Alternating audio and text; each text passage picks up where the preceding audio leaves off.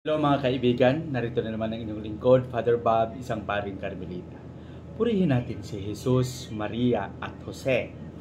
Napakabilis ng takbo ng ating panahon at nasa ika-14 na tayo sa buwan ng Setyembre 2024, araw ng Lunes.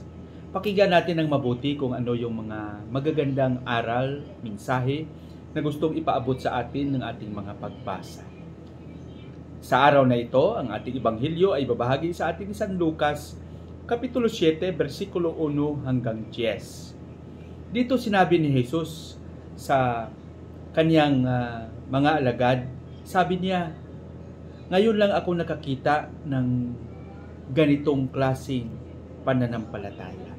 Ibig sabihin, naghahanap at bihira lang sa atin ang mga taong mayroong tapat at tunay na pananampalataya. Ito ay isang napakalaking hamon sa ating lahat.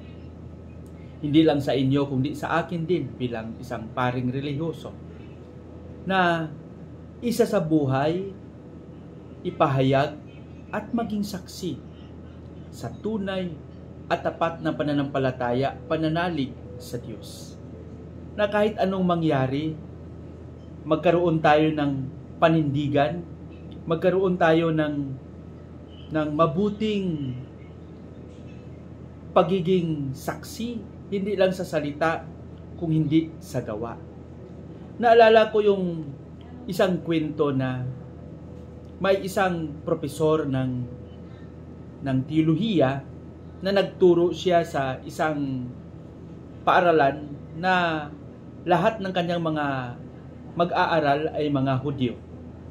Alam naman natin ang mga Hudyo ay naniniwala ng ama ng pananampalataya at isa sa mga mabigat na mga tauhan o karakter sa kasaysayan ng pananampalataya ay si Abraham.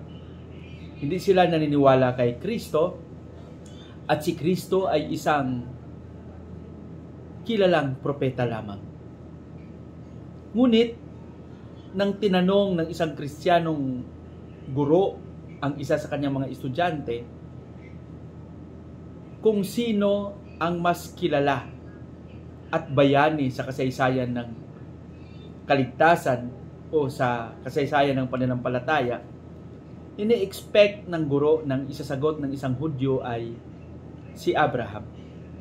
Ngunit, dahil sabi ng guro kung sino ang makapagsagot, ay bibigyan niya ng additional na 10 punto, 10 points additional sa kanyang grado.